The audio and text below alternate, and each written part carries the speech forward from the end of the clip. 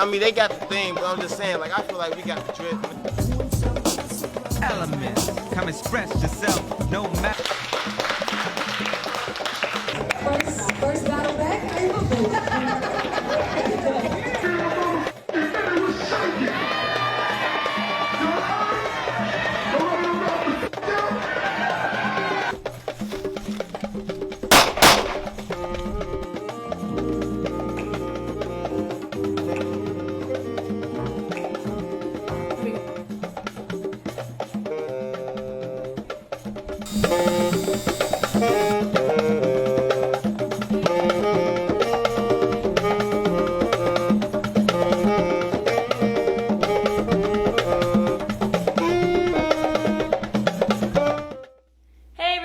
This is Nailah Edwards, your host for the Cincinnati Herald's Lit 513. Today we are going to talk to 4 movers and shakers, Miss Black Ohio 2019 Mikayla Chess. She helps young people to gain self-confidence. Michael Dorris works with families who are struggling with incarceration and loss. Cincinnati boxer Quashawn Toler and another star athlete Bryan Warah. First, let's talk to Miss Black Ohio 2019 Mikayla Chess. I am Mikayla Chess, your 2019 Miss Black Ohio. I pretty much am a pageant queen, which is awesome being in this era of Black excellence and Black pageant queens.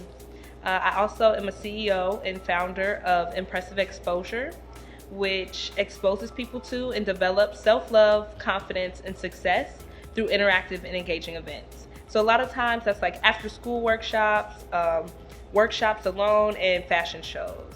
I do 2 fashion shows a year. The Back to School Clothes Drive fashion show, which doubles as a clothes drive and a fashion show for low-income families. They come in, they get all the training they need from me. I'm sure you're wondering, well, what makes you qualified to train people? So I'm also a published model. I've been published in Atlanta, Cincinnati. I've done runway shows for Black Fashion Week Chicago, New York Fashion Week, and a couple other places. So I love modeling. So really the company was me putting together my passions for modeling and giving back to the community. So these low income families come in, they get training, they get to keep all of the clothes that they wear that day, and they get back to school supplies. I also do a holiday fashion show. This year was the Winter Wonderland Holiday Fashion Show. It was an amazing time. The families came in. They usually give me a Christmas list beforehand, so that way I can give them 1 to 2 things off of their Christmas list. They come in, get the training, get a pizza party, learn to live, walk, and talk with self-love, confidence, and success. So that was amazing. They ripped the runway by the end of the day, and they got to keep all of the clothes they wore once again, and the Christmas gifts. So I truly feel like I'm walking and living in my purpose, and I wouldn't ask to be doing or be anybody else than who I am. Yeah, so the first pageant I did was in 2015. It was called National American Miss, and I lost. It was terrible. I did not even place. I didn't know what I was doing. I was very intimidated by all of the girls there that had pageant coaches and had been doing pageants since they were like 3. But it was a great experience. I loved being on stage. I loved being out in the public and doing the interview process and competing against the other girls that had goals. So I was like, you know what? This is not going to be the end for me. I'm going to keep trying. And I went to Miss Black Ohio in 2015. So fun fact, I'm actually your 2015 Miss Black Ohio team. So that was great. I really enjoyed winning, of course. Who doesn't? So I continued my journey and fell in love with the whole pageant system, really having a platform to change and impact people's lives. So I went on again to win Miss Black Ohio Talented Teen USA 2015. And I went to nationals where I won Miss Congeniality and the Volunteer Award. And that was quite an experience. I couldn't have asked for a better group of sister queens to be around, to encourage me and really lift me up to where I am today, to keep wanting to not only be in pageants, but to model and go after all of my dreams. Yeah, it's definitely competitive. It's taught me to really, with everything I do in life, to have confidence in my abilities, and I can do anything, whether that's on stage or off stage. And it's also taught me to love myself and all of my flaws and all of my beauty and everything that comes with who I am. So a lot of times competing against other people that are beautiful and that do have talent and could easily win the same title as you, you have to be secure in yourself and know that you can do anything that you want to do. And it definitely taught me that and helped me live day by day in that aspect. I want to let people know that failure shouldn't stop you. Failure is growth. Failure makes you better, and to stay optimistic about your wins and everything that can come. I'm one, when people ask, is the glass half empty or half full? I'm just like, I'm happy there's something in the cup. So it's definitely a way to look at life and to truly live your life with purpose. And I try to live my life by a quote by Maya Angelou: "My mission in life is not merely to survive, but to thrive, and to do so with some passion, some compassion, some humor, and some style." So that first loss I took hard, of course. I didn't just bounce back. I was like, wow, I put all this time into being this pageant queen, and now I'm just like out of this money that I spent on pageants. But I looked back, and a couple weeks later, I was like, I really loved being out there and doing that and being in front of the crowd and doing the pageantry. And then I want to say probably it really wasn't until that 2015 Miss Teen crown that I won that I was really like, okay, I love this. But I didn't truly understand it and the impact that I had until probably junior year of college. And that's when I started Impressive Exposure. And I was like, what I really need to be doing is also giving back at the same time. Showing people that just because you don't have all of the things that I have, you can. You can aspire to be great, and you can have the confidence to really do anything that you want to do, whether that's walking into an interview and getting that job that you need or want, and that's all it takes.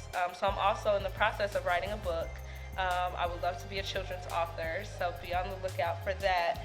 But I think that junior year was definitely my year to be like, okay, what do I want to do? I can figure it out now. I don't have to wait till I graduate.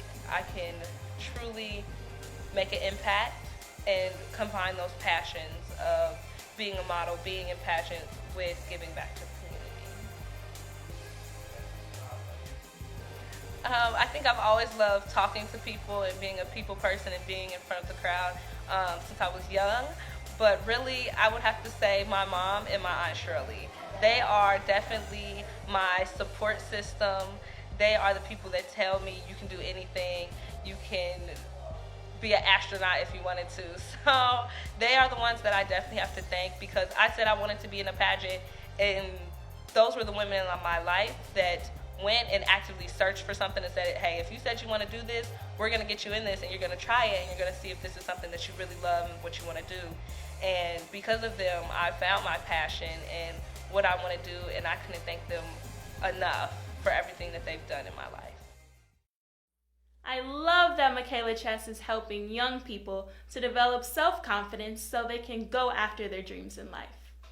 Michael Dorris is another inspirational individual who helps families struggling with issues such as incarceration and loss. All right, my name is Mike Dorris. I'm part of the Leave Your Mark Foundation. It's a foundation my brother, sister, and I started up. Leave Your Mark Foundation is to help out in single-parent homes, children who have single-parent homes due to incarceration, death, whatever the cause may be.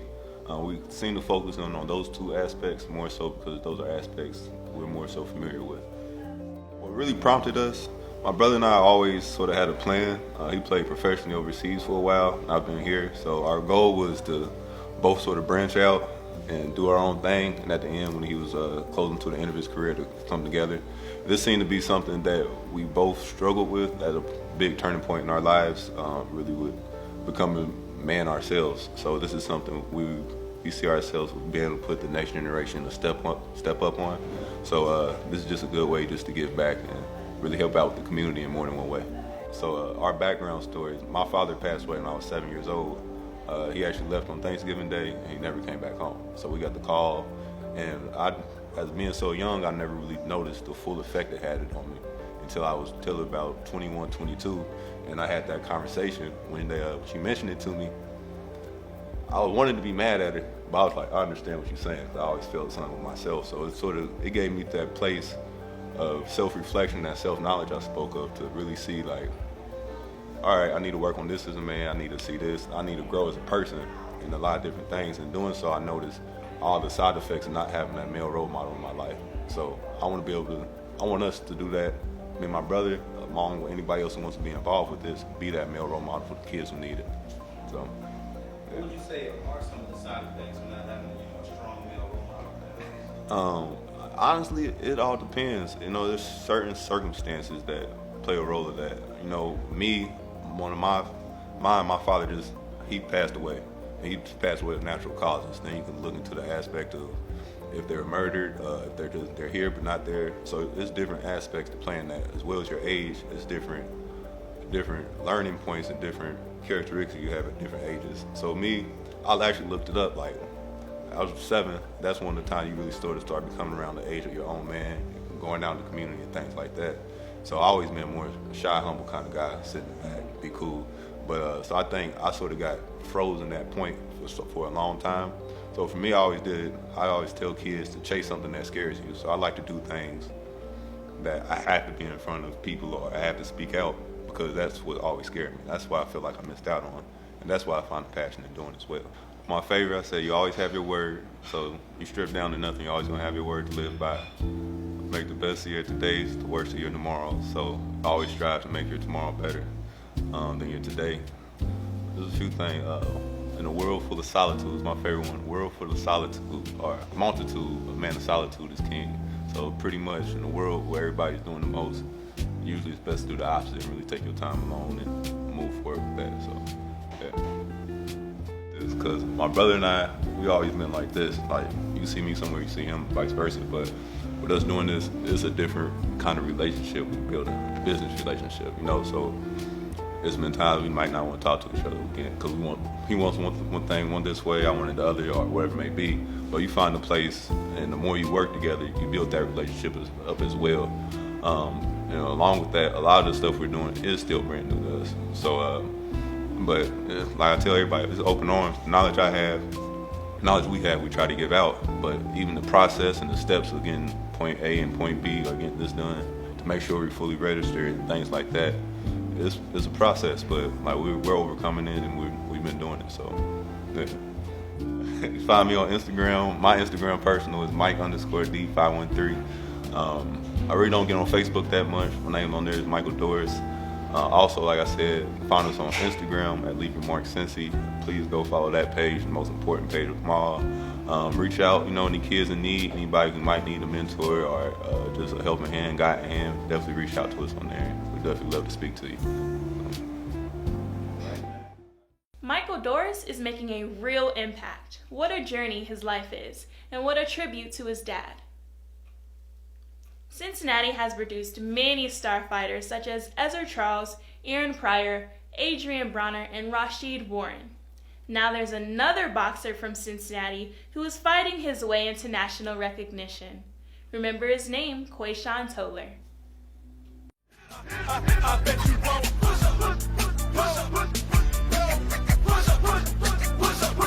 I bet you won't.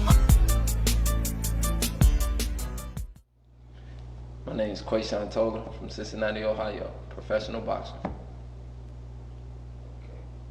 I've been boxing going on like 16 years.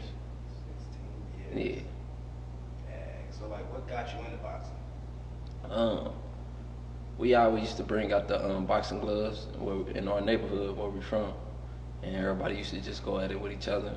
And I just so happened to go at one of the old coach's grandson, and me and him went at it, and he was looking at me, and I always thought I boxed, but I never boxed. And I beat up his grandson, and he took me to my mama. But I'm thinking I was in trouble, but he told him that he's gonna take me to the gym. Yeah, where I'm from, we fight a lot. On the west side area, that's how we did, was fight. We fought each other, even if we family, even if it's like we roughing each other up or we get in physical fight. That's how we do it. Who's all love though when y'all was fighting at least? Yeah, cause they're like in our neighborhood, you know, either you grow up and you become family or y'all family in some kind of way. I mean, it's pretty, like, in Cincinnati, it's pretty tough, you know, with following a leader. You know, we got a lot of people in our neighborhood with talent, basketball players, football players, and boxing, you know, and those talent go to waste because people are always doing what they used to, you know. We always follow the leader, whether the streets or whatever. So the people I have around me stop me from doing those things and to reach my goals and the gift that I was blessed with. So, you know, they see me with being a world champion and the good aspects in boxing. So, you know, they just take me away from those environments.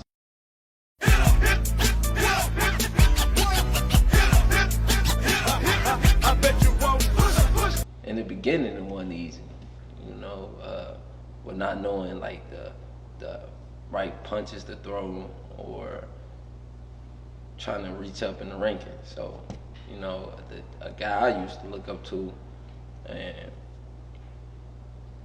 his name was Adrian, but, you know, so yeah, he never really showed me the way, but I had to really learn on my own. So I never took it as like he was being mean or whatever. It was just tough love. And then I got took under Terrence Crawford's wing, and he just was showing me all the steps and getting me prepared for the next level. Well, I can say they see potential. Like someday they was telling me I'm gonna be a world champion, and they see that, and how I'm rising in the ranking is coming in sooner than later. So with preparing me for like the money wise and learning how to spend it and mature. So instead of just splurging the money just because, you know, I got it, you gotta invest, even as invest into yourself or anybody like that around you. You gotta always, when you get in a position and the people that helped you get in a position, you always take care of them too. So I never bite the hand that feed me. I predict we're going to hear a lot more about Quashawn Toler. Another star athlete is a recent graduate of Purcell Marian High School. Bryan Warah is making a difference at home and abroad. Hello, my name is Bryan Warah, founder of Bryan Visions, also known as Bryan Warah's Foundation, and here's my story. Has made history, taking the stage.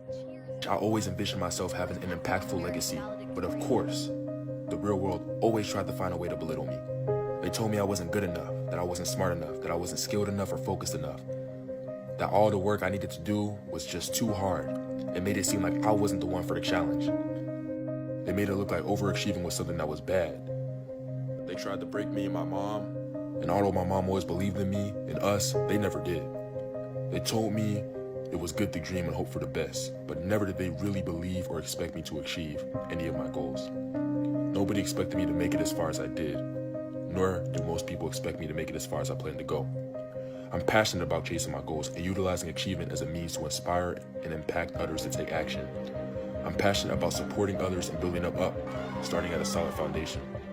I aspire to become my best self so I can give the best I have to offer, to beat the odds and achieve more than what my default settings would have had in store for me. I'm currently a pre-med student at Malone University. One way I see myself impacted is by becoming an orthopedic doctor or sports medicine physiatrist. I want to rehabilitate people and athletes and stop putting a mask to their detrimental musculoskeletal injuries. I dream to play professional basketball one day and use that big platform as a means to touch more souls and lives, to be a mentor for the youth, to give back. I've already started my own foundation. The purpose is to provide funding for single mothers in Cameroon, to put them in better housing situations and send young children whose circumstances I could once relate to a chance at a good education. I dream of my voice being heard by millions one day, preaching to them the good news of the Lord, giving the message that nothing happens to them, but it happens because of them. It happens because of the decision they did or didn't take. That if their goals don't scare them, they're not big enough. And that fear grows with time, so they need to start now. I believe every breath you take is because there's still a reason for you to be here, so don't take it for granted.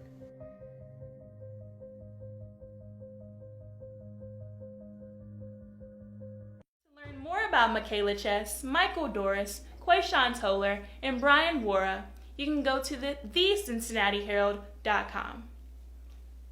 That's all for this episode of Lit 513. Make sure you subscribe to our Herald TV YouTube channel. This is Nailah Edwards. See you next time on Lit 513 because we're lit in the 513.